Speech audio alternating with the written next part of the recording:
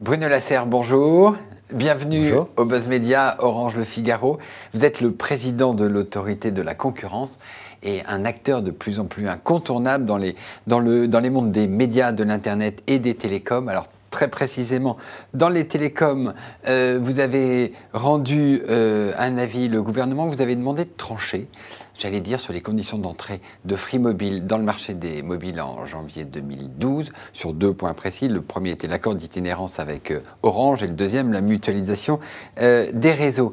Vous avez toujours été un fervent supporter de l'entrée de Free Mobile, mais là, vous avez dit que les conditions n'étaient pas les bonnes. C'est ça ? Ce que nous avons dit, c'est que oui, le marché des mobiles avait besoin de plus de concurrence et que Free a joué indéniablement ce rôle d'aiguillon.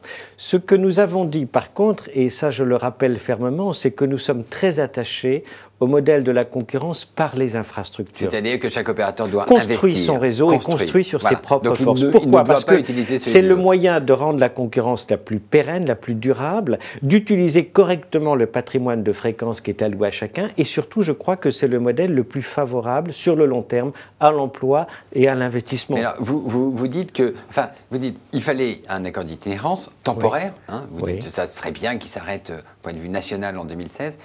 Est-ce que vous pensez que Free a abusé de cet accord ? Je ne dis pas que nous n'avons pas voulu juger Free. Encore une fois, notre problème n'est pas là. Mais rappeler une évidence, c'est que cet accord d'itinérance était nécessaire pour permettre à Free de concurrencer efficacement les opérateurs qui étaient partis avant lui sur la ligne de départ, mais que ça ne peut pas être une solution durable pour la concurrence. C'est une aide temporaire, une solution temporaire, le temps qu'il déploie son réseau. Il faut donc vérifier que, il est sur la bonne trajectoire en termes d'investissement pour atteindre les objectifs de sa licence, et 2, rappeler que cet accord d'itinérance doit avoir une fin, doit être borné dans le temps. Il ne peut pas structurer durablement le marché. Comment est-ce que vous analysez le marché des télécoms 1 an après l'arrivée ? Est-ce que ça a été bon ? Alors, bon pour les consommateurs, tout le monde en convient. Est-ce que ça a été bon pour l'ensemble du marché des télécoms ?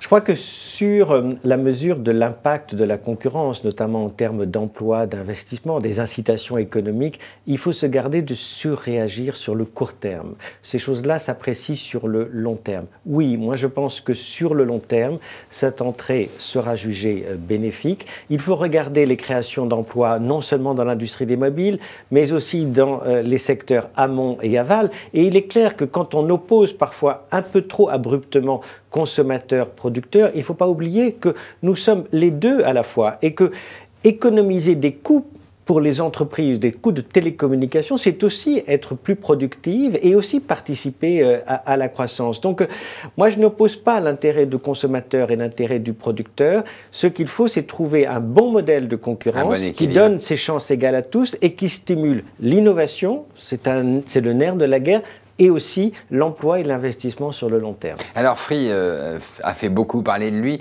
Là, il y a un autre sujet qui est d'actualité, c'est ce qu'on appelle la neutralité du net, c'est-à-dire la capacité d'accéder à toutes les informations et à tous les acteurs de passer par le net. Le Conseil national du numérique recommande de légiférer sur ce sujet pour garantir une certaine neutralité du net. On a vu qu'en janvier dernier, Free avait bloqué les publicités de Google pendant un certain temps pour protester contre le fait que Google, j'allais dire, utilisait ses réseaux sans les payer. Quelle est votre vision de la concurrence au niveau de la neutralité du net ? Alors, je crois que c'est un choix politique de décider si on doit inscrire dans la loi ou pas le principe de la neutralité du net. C'est d'ailleurs un principe difficile parce que assez complexe. C'est un principe politique ou un principe économique ? Aussi politique, parce que c'est d'une certaine manière réaffirmer dans l'univers du net le principe de la liberté d'expression. Et donc, oui, ça a une portée, je crois, sociale et politique, philosophique aussi très, très importante. C'est projeter aussi un certain modèle social que l'on ne va pas voir renier parce qu'on est dans l'univers du numérique. Moi, ce que je crois, c'est que, indépendamment de ce choix, faut-il inscrire, sanctuariser ce principe dans la loi ou pas, il y a une réflexion qui est plus politique et plus économique, de politique industrielle, je dirais, à long terme, qui est quelle va être dans cet univers du net la place des opérateurs de réseau, de ceux qui investissent dans le dur et qui permettent les capacités sur lesquelles ces messages sont acheminés, ces données sont transportées, et puis ceux qui vont ouvrir de nouveaux services, de nouvelles applications. Et je pense qu'il est très important que, on réfléchisse à un juste partage de la valeur qui incite les opérateurs de réseau à construire, à investir. Et 2, je crois que c'est très important aussi, que l'Europe ne perde pas pied dans cette industrie des services et des applications.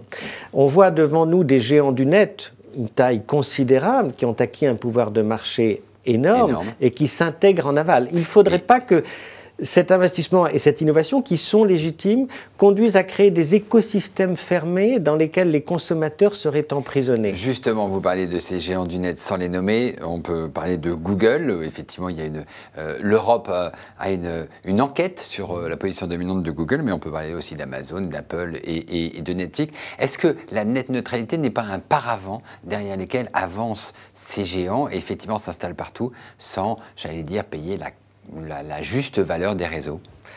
Il ne faut pas être effectivement naïf. Il y a derrière tout cela une stratégie très très consciente d'investir dans la chaîne de la valeur, de devenir incontournable et d'accroître un pouvoir de marché.